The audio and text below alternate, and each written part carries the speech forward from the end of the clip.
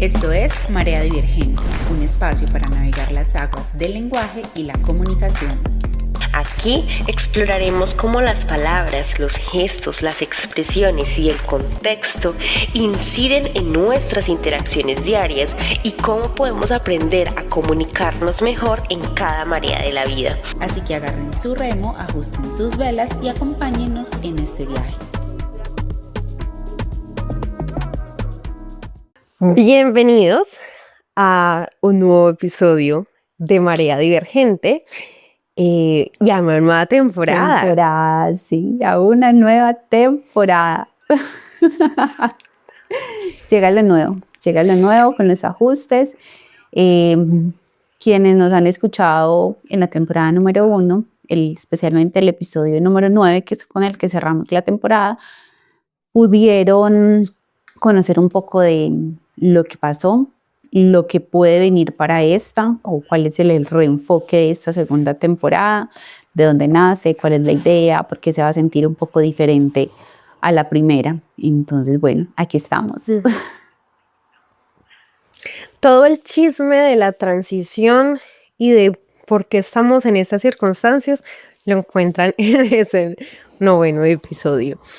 Pero bueno, ya entrando en materia con esta temporada número 2 y en episodio número 1, entramos con el tema de este episodio. Bueno, y hay que decir algo muy importante. Dentro de los cambios que Marea va a tener en esta nueva temporada, también viene con la frecuencia. Sí, con la frecuencia. Antes, en la temporada 1, publicábamos, fue lo que intentamos hacer, publicar un episodio cada mes. Ahora venimos es para publicar un episodio cada 15 días más o menos. La idea es que en un mes logremos sacar 2 episodios para estar más presentes, para estar más conectados, para navegar esta historia, esta marea distinta. Especialmente por esa pausa que tuvimos en la temporada 1, en la que nos tomamos unos mesecitos de receso, de pausa, de introspección. Y bueno, aquí vamos recargadas. Bueno, y aquí llegamos hoy a decir hasta aquí. Así que, para empezar, acá tenemos unas preguntas guía que nos van a ayudar como a direccionar esta conversación. Y la primera pregunta es, ¿uno cómo siente que es momento de poner un límite? ¿Cómo lo sentís vos? Ay, no, cuando nosotros conversamos estas preguntas, lo que iba a hacer este episodio, pues uno tiene un montón de cosas en la cabeza, pero bueno, ya estamos aquí enfrentadas a saltar, a navegar, a remar esta vaina de verdad. Y no sé, a ver, uno siente, yo creo que antes de que el cuerpo sepa,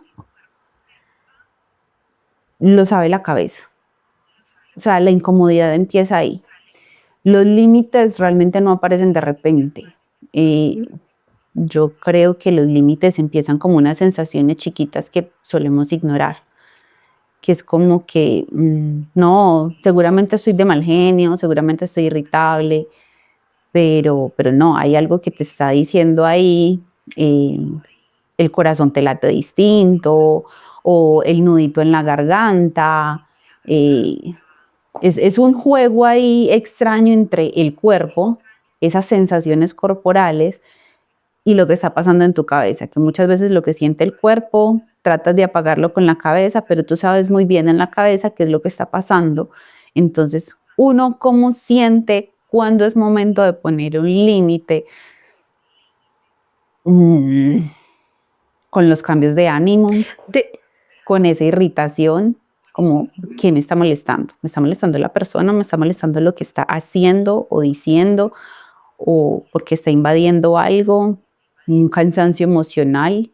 Estoy agotada, ya no quiero estar como tan presente contigo, te estoy incluso evitando. Creo que ahí es cuando uno empieza como a sentir un poquito que es momento de poner un límite. No, y mira que De hecho, hay un actor irlandés, ya que estoy en Irlanda, muy famoso, que el man decía, o suele decir, sigue tus instintos primero que el cerebro, porque lo dices al inicio, al contrario, que uno lo siente primero más en el cerebro que en el cuerpo y la emocionalidad es muy corporal. Entonces, como cuando, y a veces uno ignora esos detallitos, como lo que vos decías, ay, de pronto es que hoy me levanté de mal humor. Más bien, pronto esa situación te está llenando como el vasito de agua. Por ejemplo, aquí una vez, pues, de tantas situaciones que me pasan, o que le pasan a uno en la cotidianidad, me pasó una vez que en uno de mis antiguos trabajos, em, digamos que la jefa, que podría ser mi supervisora en ese edificio, no sé si ya había tenido unas experiencias anteriores con otros colaboradores un poquito más complejas, y no sé, que ella tenía que estar como supervisando mucho el trabajo de los otros, como para tener la certeza de que las cosas se estaban haciendo. Pero entonces llegó nueva, y ella sentía que tenía que seguir haciendo lo mismo. Y empiezo yo a sentirme como hipervigilada, que yo era como, pero ¿qué es esto? Como que tenía que dar cuenta de cada movimiento, que yo decía, no, esto es una persecución, pero yo decía, pero yo hoy qué hice mal, o sea, ya llega un punto en el que decía como, ¿será que yo ya hice algo mal? Pues es que yo acabo de entrar, o sea, eran las 8:05 y yo ya estaba pensando que había hecho mal y yo había entrado hace 5 minutos, que yo dije como, no, esto no puede seguir así, o sea, yo no puedo levantarme, venir a trabajar y sentirme con este hijo de madre malestar de que ya sin ni siquiera entrar ya había hecho algo malo.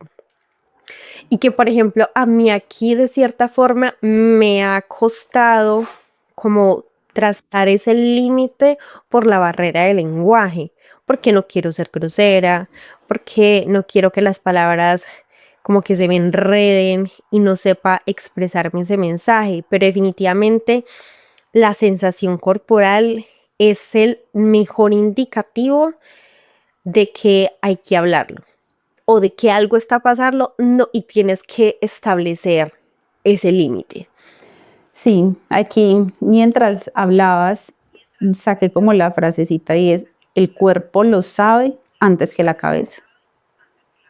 Definitivamente. Cuando alguien te lanza algo y a vos como que te da algo en la garganta, te empiezan a sudar las manos y es como, ¿me lo estoy tomando personal o realmente está pasando algo o están sobrepasando algo? Y uno trata como de revisarse si es uno, si es que uno realmente se lo está tomando personal y lo está tergiversando, pero realmente hay una incomodidad. Y cuando empieza a ser frecuente, porque uno no le presta atención a eso, porque uno ignora esos detallitos, esa incomodidad, ahí es donde es como, ay, ya viene esa persona, ¿y ahora qué hice mal? ¿Y ahora qué pasó? ¿Y ahora qué me va a pedir? Que es un poco lo que estás contando con aquella jefe. Ya uno empieza como en una persecución de, me va a venir a acusar de algo, me va a venir, ay, no, qué pereza, hasta que uno sí o sí, uno tiene que hacerle frente a esa vaina. Pero ahí es donde uno llega cansado al tema.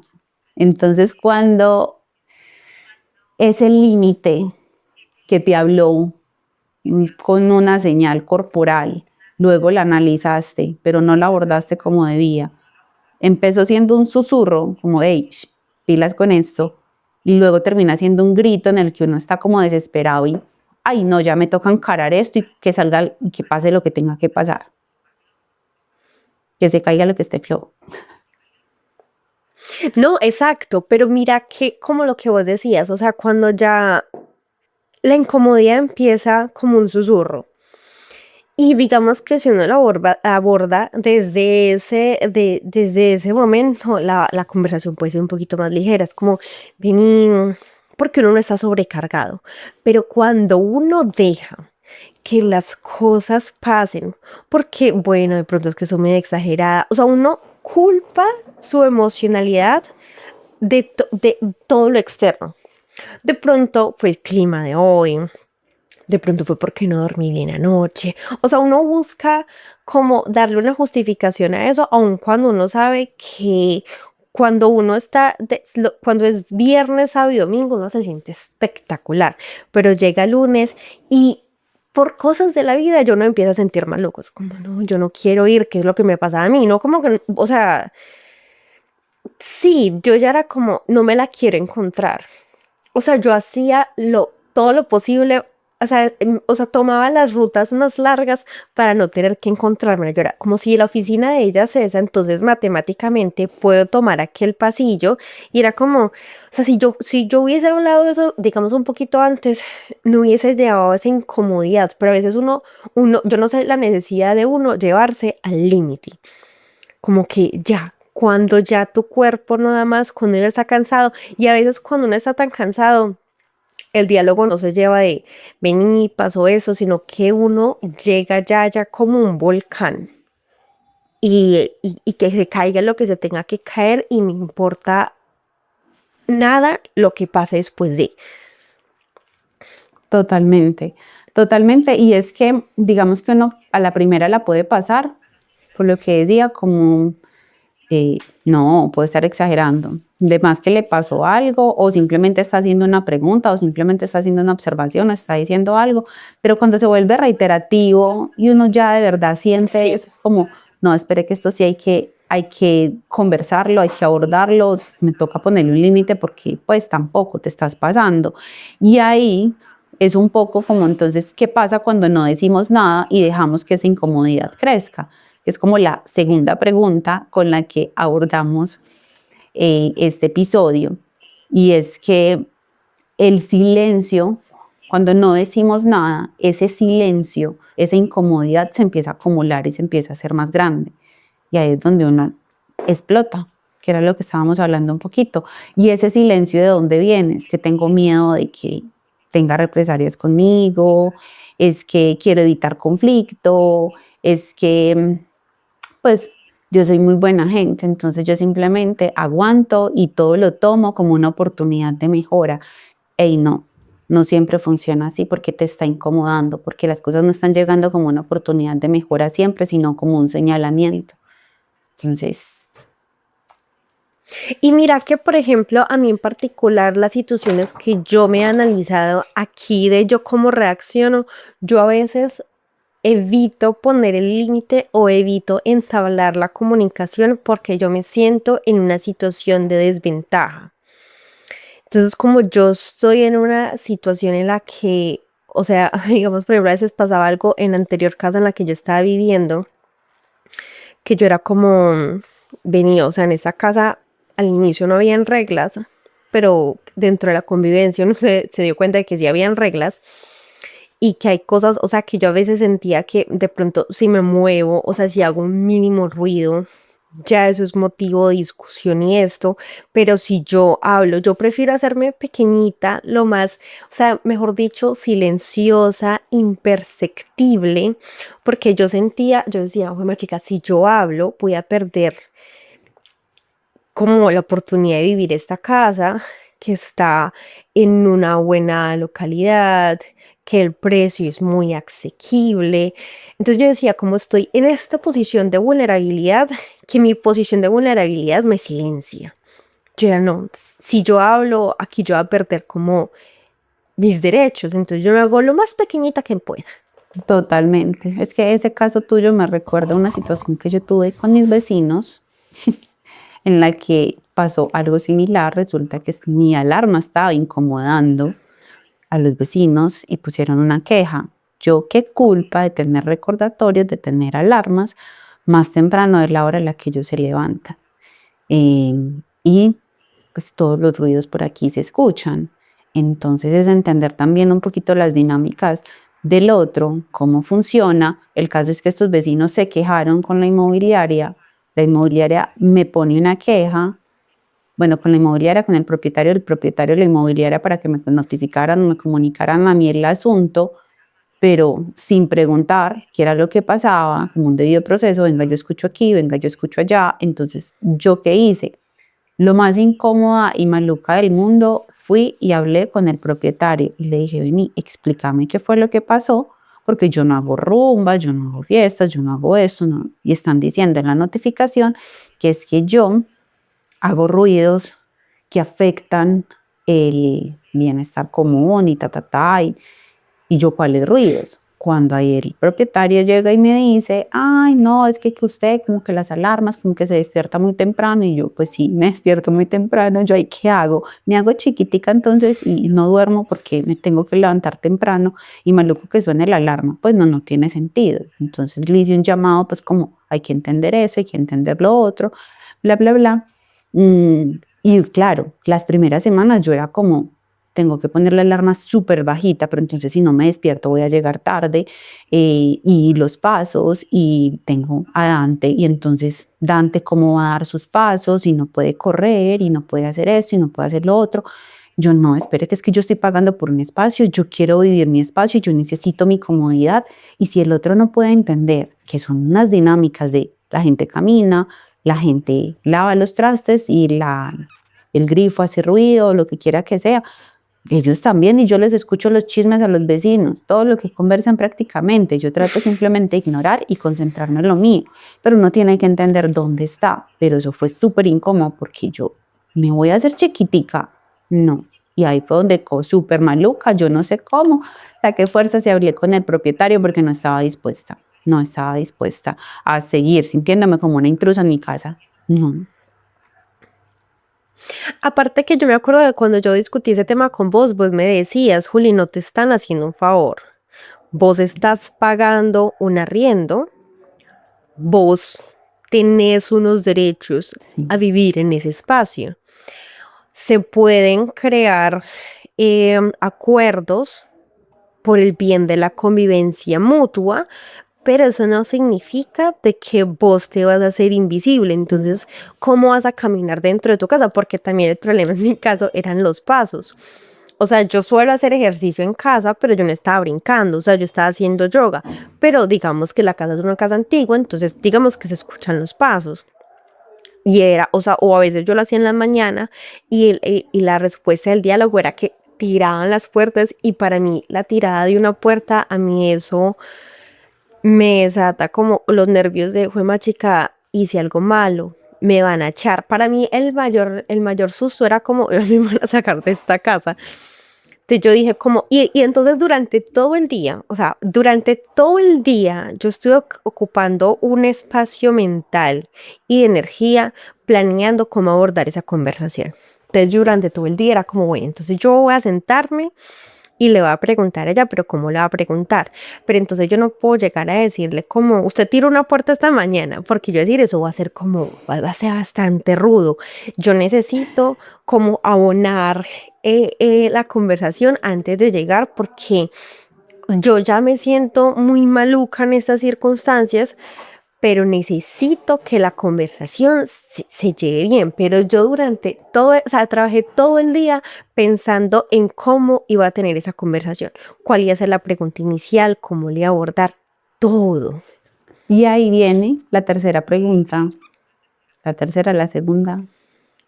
Bueno, ¿cómo te preparas para establecer un límite? ¿Cuáles son como esas estrategias en las que uno entra para poder establecer un límite, porque no es tan cómodo? Y es un poco lo que ya estabas diciendo. Yo desgasto toda mi energía mientras estoy haciendo una cosa pensando en cómo voy a hacer tal otra. Pero no solamente es eso, sino también es, ok, pero todo depende de cuando llegue, cómo está el panorama, cómo está la situación, cómo está la sensación. Porque usted podía llevar el conflicto en la cabeza para abordarlo de la mejor manera, pero encontrarse con una persona diferente, con una energía súper bonita, con una vibra bacana, y usted llegar a hablar de un tema que al parecer ya pasó la página, pero para usted no ha pasado la página. Es como, espere, que es que necesito hasta revisar qué está pasando con la otra persona. Y entonces, para empezar como a responder un poquito desde mí, es parte ordenarse por dentro, ponerlo como en perspectiva. Ok, yo estoy haciendo esto puede estar pasando así, pero es que estas son mis razones. ¿Qué es lo que me está incomodando precisamente? Puntualmente, ¿qué es lo que? Entonces yo entiendo empiezo a hacerme como esas preguntas. ¿Qué es lo que necesito cuidar? Porque no es un no negociable y necesito conversar de este tema. ¿A qué estoy dispuesto y a qué no? Porque hay unos riesgos. Perder la casa, por ejemplo. Que me digan, amiga, empieza a buscar porque no aguanto eso. Ok, pero si es lo sano y es lo que me permite, o me voy a invisibilizar. Entonces, creo que un poquito van en... Yo me acuerdo que mi psicóloga me decía como, Juli, si eso te está ocupando tanta energía, de pronto lo mejor es buscar otro sitio. Y por ejemplo, eso me acuerda mucho a un momento laboral en el que yo estaba como muy cansada de no solamente del ambiente laboral, que lo estaba, pero era más como yo necesitaba un espacio para mí, un espacio para descansar. Digamos que yo estaba viviendo en un municipio que estaba más o menos como a 4 horas de Medellín, ponle 3 horas y media, más o menos de Medellín, y para mí vivir en ese municipio, aunque no siempre yo trabajaba los fines de semana, para mí de domingo a domingo simbolizaba trabajo. Entonces, para mí, después del mes de estar allá, no de llegar, pero después de un mes de trabajo intenso, yo era como, yo necesito distraerme, yo necesito un espacio para mí. Pero era como, no puedo porque o algo sucede y siempre estoy como a la expectativa de una llamada. Siempre estoy como, pasa algo, Juliana, corra. Entonces yo dije, no, esto no puede seguir bajo estas dinámicas. Entonces yo dije, voy a negociar una semana de trabajo remoto en Medellín. Yo me organizo con todas mis actividades y todas mis dinámicas. Yo hago todo lo que tengo que hacer. Y durante esa semana puedo tranquilamente trabajar desde la ciudad. ¿Y de la ciudad qué voy a hacer? Voy a ir a teatro, voy a ver a mi amiga, voy a hacer hiking. Que en este pueblo usted puede hacer hiking. Ya me escalé esa montaña 3 veces. Yo necesito hacer algo diferente. Entonces yo me acuerdo que cuando yo me senté con mi jefe a hablar acerca de eso, yo sabía que a cierto punto él no me entendería si yo a él no lo ubicaba en mis zapatos. Si yo a él no le dibujaba un panorama que él pudiera entenderme y que pudiera identificarse conmigo, porque él era de allá. Entonces él no entendía como si este fin de semana no descansaste, no trabajaste, porque mentalmente no te sientes descansada. Entonces yo me acuerdo que yo llegué y yo le dije, usted es de aquí. Y entonces porque usted es de acá, usted tiene actividades aquí que lo distraen del ambiente laboral. Usted tiene su cacao, usted tiene sus marranos, usted tiene sus otras cosas que lo sacan de la dinámica.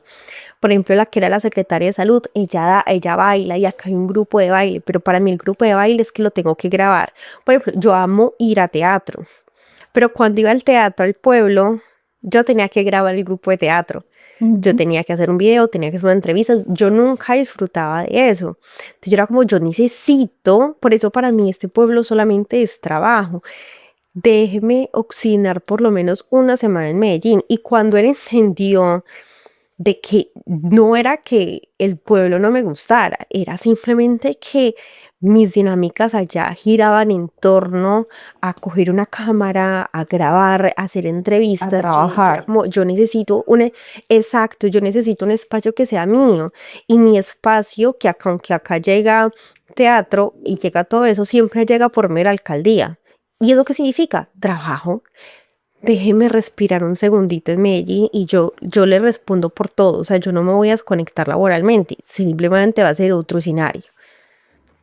Totalmente. Ahí es donde viene, sí, una de esas estrategias que creo que todos tomamos, arranca por nombrar lo que pasa, sin que sea un ataque, sino decir, vení, esto me está costando, estas son las razones, que es un poco, no siempre, ojo, es importante porque a mí también la psicóloga me ha dicho, ¿por qué tienes esa necesidad siempre de justificar lo que haces o lo que pasa, no sé qué? Y es un poquito ese afán de, quiero que entiendas por qué lo digo, ¿no? No todo el mundo necesita entender todas las situaciones, dependiendo de, pues uno dará ciertas explicaciones. Ujú. Esto me está costando por esta razón, entonces necesito que me ayudes de tal manera. Incluso una de esas estrategias que cuesta un montón, pero que la tarea trato de hacerla, y es empezar a hablar de mí sin justificarme de más, precisamente. Como no tengo que armar 50.000 cuentos para poder justificar esto, no. Es incluso va en empezar a decir las cosas menos volumen de justificaciones, pero sí decir más claro. Venga, esto me está pasando, necesito esta ayuda. ¿Se puede llegar a un acuerdo? ¿Hay posibilidades? No es entrar en la pelea, es incluso decir, necesito esto, de verdad lo necesito, porque me está superando. ¿Se puede? Es un tema de claridad, buscar la claridad, creería yo que esa es como una de las principales estrategias para poder poner límites. Pero sí, lo que decís tiene mucho sentido porque a veces uno siente como que uno se siente culpable como por poner un límite. Entonces esto me está vulnerando, pero yo me siento culpable por decir a la persona como viste, eso que solías hacer, ya no. Ya no es tan chévere. Y es como, pero ¿por qué si ya antes, si primero sí te gustaba? Era como, intenté que me gustara. Intenté Que lo haya y aceptado llegué hasta un este tiempo punto. no quiere decir que yo estuviese cómoda con eso. Exacto. Y era como, o más bien fue que yo me tomé todo ese tiempo para intentar de que me gustara y como que me di cuenta que nunca me va a gustar, pues decido venir acá y es como que ya. Pero entonces sí, a veces uno llega como con una maleta como de este folio de razones para justificar el por qué ya no más. Y a veces no es necesario decir como por qué ya no más. Por ejemplo, cuando en la casa, que Juliana, el ruido en las mañanas me molesta porque para mí es importante unas mañanas tranquilas. Perfecto. Yo sigo haciendo ejercicio, entonces en otro espacio. Ya se acabó la situación. Pero a veces uno se necesita como un listado de cosas, y entonces si la persona me rechaza el plan A, entonces yo tengo el plan B y el plan C. No, o sea, mis sentimientos y mis emociones y mi tranquilidad merecen ser validados desde la justificación, ni siquiera la justificación, desde el primer argumento. Totalmente. Y ahí igual hay una línea gris entre lo que hemos conversado, el cansancio.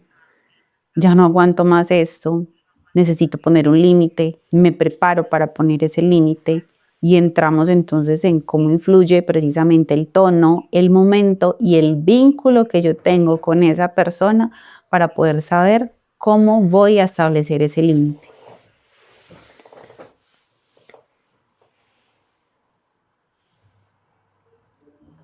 Porque vos lo decías ahorita, acerca de, a veces uno llega como, uno todo el día viene pensando cómo hacerlo, cómo decir esto, cómo expresarlo, cómo comunicarlo, pero entonces llega y de pronto hoy la persona tuvo un mal día, entonces uno es como, bueno, hoy no es un buen momento. Entonces la persona está de mal genio, pero entonces yo voy a seguir con ese malestar, pero yo me sacrifico porque lo puedo hablar mañana. Si ya lo he tolerado todos estos días, lo puedo tolerar un día más. O sea, eso es un sacrificio interno que uno dice como, o sea, ¿cuál es la necesidad de uno estarse sacrificando tanto? Entonces ya luego es como, bueno, yo tengo que llegar con un tono calmado, tranquilo, que a veces cuesta como uno regular sus emociones y a veces cuando uno va a hablar algo serio, uno pone a llorar. O eso a mí me pasaba. Que yo necesitaba decir algo y empezaba a llorar y ahora soy como vení, pues o sea, o porque en inglés ya no se me vienen las lágrimas y mi emocionalidad está en español, pero a veces soy como, por ejemplo, con esta jefa, yo llegué a la oficina y le dije, mira, yo tengo un plan de trabajo que lo puedes seguir, sigue el plan de trabajo, si el plan de trabajo no se cumple, entonces ya puedes venir acá. Pero le dije con una tranquilidad que yo dije como, uy, ¿qué es esta versión de Juliana que está surgiendo? Me parece increíble. Pero digamos porque es en un ámbito laboral, de pronto en un ámbito emocional, de pronto las lágrimas sí se vengan.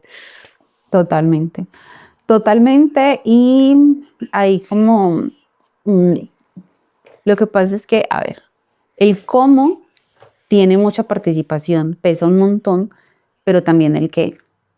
Entonces es un poquito como cómo se lo voy a decir y qué le voy a decir. Yo cómo voy a jugar con eso.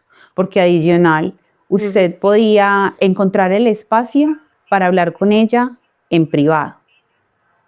O podía encontrar el espacio para decírselo en público con otros compañeros o en público con otro jefe o líder que estuviera ahí para validar. Y es lo que hemos conversado un poco, no es lo mismo hablar desde el cansancio que desde la conciencia. Y creo que aquí coincidimos en que las dos tratamos de establecer límites o prepararnos para poner un límite desde la conciencia.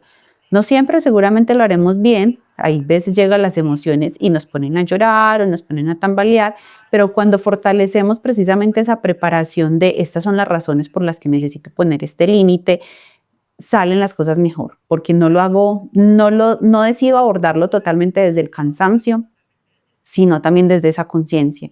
Ey, venga, esto es importante para mí, no voy a reaccionar, porque eso es lo que, ahí es donde se rompen un montón de cosas.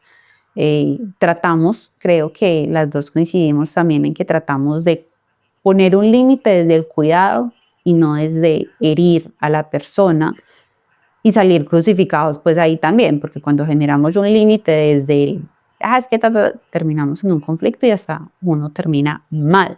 Entonces todo depende de cómo se diga y claramente a quién se diga, por lo que decías, no solamente, yo ahí porque se lo dije en un ámbito laboral, pero hay límites, por ejemplo, para establecer con la mamá, que uno es como que, ay, es que la mamá cree que tiene todos los permisos y resulta que no los tiene todos, pero yo cómo le hago entender a doña Silvia que, pues no, que me tiene la carta abierta para que ingrese y toque todos los temas que quiera y opine sobre todo o haga, no, es diferente.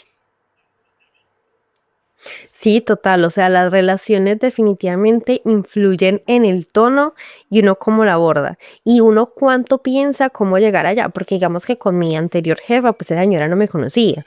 Y eso es lo que más me ofendía, yo era como no me conoce, o sea, de pronto me está juzgando con la vara que le pasó en su historia anterior, conózcame primero, pero cuando uno tiene que poner límites y la familia ya te conoce, ¿cómo? Yo me acuerdo que, digamos que uno de los límites que me parecieron muy bonitos que yo le puse a mi mamá fue cuando yo venía a visitarla con Onur y empieza a ella, a mí me parece muy curioso porque en mi familia suelen juzgar mucho a los animalitos que velan. O sea, el hecho de velar ya es de por sí incómodo, es como no, pero este animal sí vela, Y de acuerdo que yo había educado a Onur para que no velara. O sea, como yo estoy comiendo, tú ya comiste, quieres oler porque los gatos son curiosos, huele, pero eso es mío. Entonces él cogía, él olía porque era chismoso, porque es chismoso, no está muerto, es chismoso, y salía y se iba. Entonces, me acuerdo que en uno de los viajes a Medellín, mi mamá empieza mientras ella estaba comiendo a darle comer.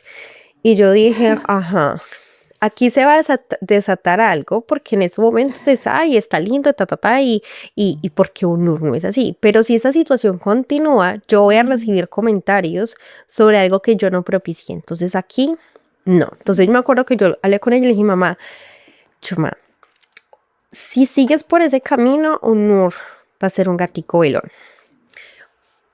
Come lo tuyo y al final, cuando hayas terminado, le puedes compartir algo, pero no mientras estás comiendo, porque él siempre va a estar a la expectativa de que cae. Y él tiene su comida. Y mamá me dijo como, no, está bien, listo. Yo era como, claro, yo tengo unos principios de crianza respetuosa que me funcionan. Y cuando yo llego acá, por ejemplo, otra cosa, Onur tenía permitido en mi casa caminar por donde sea. En la casa de mi mamá era como en el comedor, no. Listo, entonces vamos trabajando esto.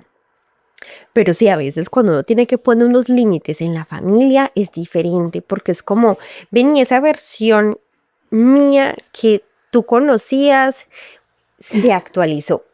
Si actualizó la base de datos, entonces la base de datos indica que ahora ya esto ya no. Totalmente. Bueno, yo creo que es momento de entrar en los límites y las barreras. ¿Cuál es la diferencia?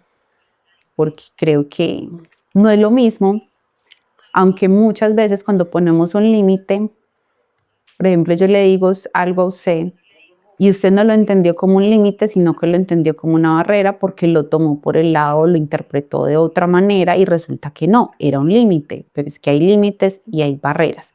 Y digamos que yo tengo un ejemplo, puede ser real o no, pero los límites tratan de cuidar el vínculo, tratan de decir, hey, hasta aquí, es hasta aquí, ten cuidado, y abre incluso la posibilidad de ajustes a la conversación. Cuando yo pongo una barrera, yo le digo, no, eso se cierra. Hay un tema que es más desde el miedo. Es que si yo te permito tal cosita, va a pasar esto, esto y esto. Entonces yo estoy harta de eso. No. Y es un no rotundo que genera una barrera. Y aparece precisamente muchas veces esas barreras cuando ese límite lo comunique tarde. Cuando yo ya no creo ni poquito que usted sea capaz de manejar el límite que yo le voy a poner o el límite que necesito. Creo que es un poco, o así lo diferenciaría, límite y barrera. Sí, y realmente esa definición me parece muy particular, el hecho de cómo ya la barrera llega cuando ya la paciencia ya no está. Y yo lo definiría como, básicamente partiendo de lo que vos decís, un límite da apertura al diálogo, pero una barrera no hay oportunidad de diálogo. O sea, uno cómo hablar con una pared. Es como, ya no me interesa lo que vienes a decir, ya no me interesan tus opciones, tus alternativas, ya eso no, ya, o sea, hasta aquí llegas. Y llegas no solamente hasta aquí en este ámbito, en todo lo demás. O sea, esta barrera no solamente es, por ejemplo, no sé, un límite de convivencia sobre, por ejemplo, acá que estoy viendo, ¿no? con más gente, es como, el límite de convivencia es como, por favor, vamos a limpiar el microondas después de usarlo. Después de que ya yo estoy cansada de que cada vez que lo voy a utilizar lo tengo que limpiar, es como, oíste. Ahora, o sea, ponga que el microondas sea mío. Entonces, compré el microondas, entonces no es mío, pero entonces lo vamos a limpiar. Pero cuando yo ya estoy cansada, yo cojo el microondas y lo entro en mi pieza. Así. Entonces ya no utiliza más el microondas. Y entonces ya. O sea, no, es que Juliana, ya no me interesan tus opciones, ya no me interesan las alternativas, ya no me interesan las oportunidades de mejora, ya esto se fue al carajo y no utilizan más el microondas. Y se acabó el asunto. Entonces, sí, para mí el límite abre una posibilidad de diálogo de qué es lo que te pasa, por qué te incomoda, qué podemos hacer. Y una barrera es como ya. O sea, es que ni abra la boca, es que ni respire porque me molesta.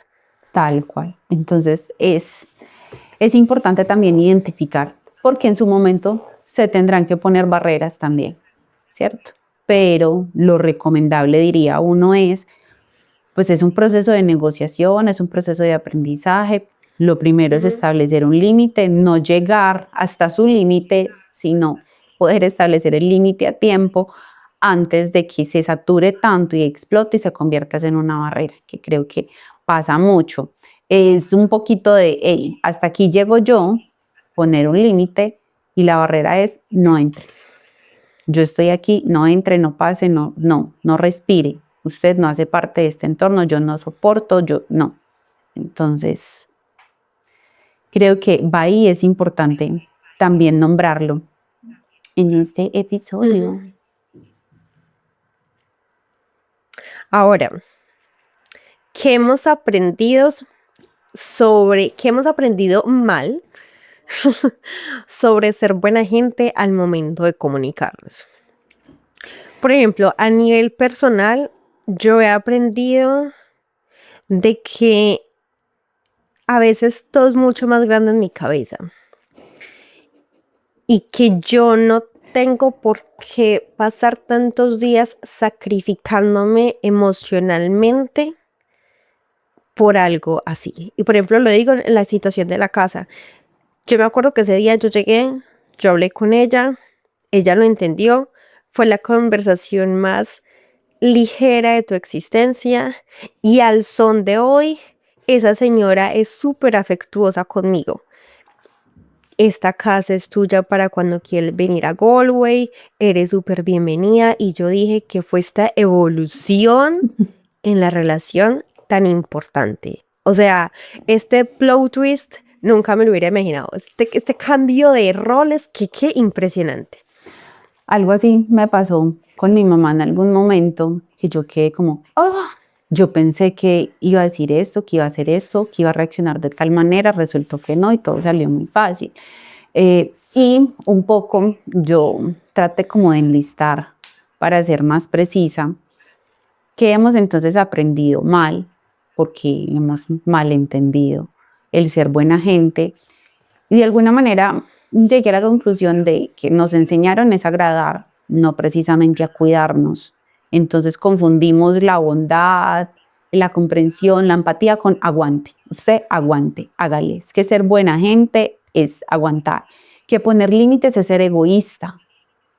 Y que pensar que incomodar al otro es fallar. ¿Yo cómo voy a salirle con eso? No, yo tengo que seguir y tratar de hacer las cosas.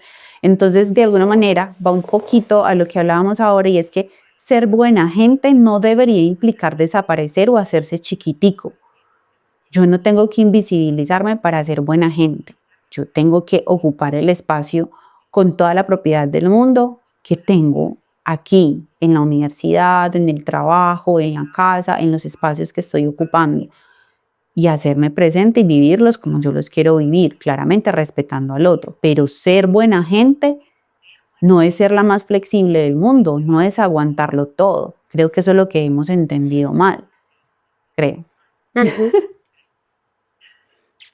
Sí, total. O sea, como que ser buena gente es sinónimo de sacrificio.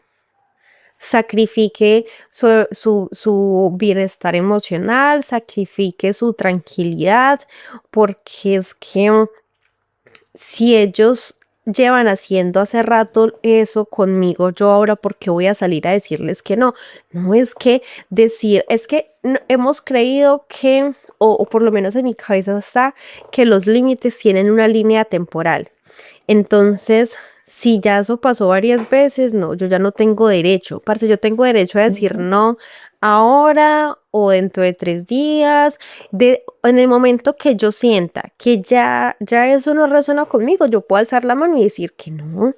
Y no tengo que la necesidad de sobrejustificarme de por qué ya se me ocurrió decir que no. Totalmente, totalmente. Entonces, de alguna manera el problema no es poner un límite, es ponerlo cuando estamos muy, muy, muy agotados. Cuando nos da miedo, un miedo innecesario, irracional, porque somos buena gente, porque pensamos ser buena gente. Y cuidamos más el otro. El problema no es el límite. Sí, el problema no es el límite, el problema es llegar al límite. Totalmente. Entonces, creo que como para ir cerrando, la invitación un poco es a observar, escúchese, siéntase, permítese sentirse. No todo se va a cambiar ya, no es simplemente, ay, me pasó y usted empieza y... No, pues tampoco. Un poquito a la conciencia de lo que hablábamos ahora. Entonces, más allá incluso de aprender a poner límites, es de escucharnos antes de tener que necesitarlos con urgencia. No sé, un poco eso. 100% de acuerdo, porque no es que seamos la ley de Newton, es la segunda, acción-reacción, es como, ok, está pasando esto, ¿por qué? Ok, ya entiendo, porque digamos que todo lo categorizamos como en 4 grandes ramas, estoy alegre, estoy enojado, estoy triste o no me acuerdo cuál es la otra. no siempre estamos enojados, a veces estamos disgustados, a Cansados. veces estamos frustrados, a veces estamos cansados. Entonces, cuando ya uno nombra eso, uno dice como, ya sé por qué estoy cansada por esto y entonces ya sé cómo abordarlo. Pero cuando uno realmente decide observarse y ser su propio objeto de estudio, es como, ya sé que cuando se aparece esta emoción y cuando siento esto así tal cual en el estómago, en esta área, es porque hay cositas que hay que prestarle atención. Totalmente. Entonces yo creo que recojo un poquito los límites, lo escribí hace un momentito, los límites no rompen relaciones, lo que la rompe es callarse demasiado tiempo. Porque del límite pasamos a una barrera. Entonces hay que cuidar los límites que establecemos, que tanto nos demoramos en llegar al límite. Y cuidamos esas relaciones. Esa es un poco como la invitación. Igual comenten qué tan bien les va a ustedes poniendo límites, qué experiencias tienen, y sigamos conversando.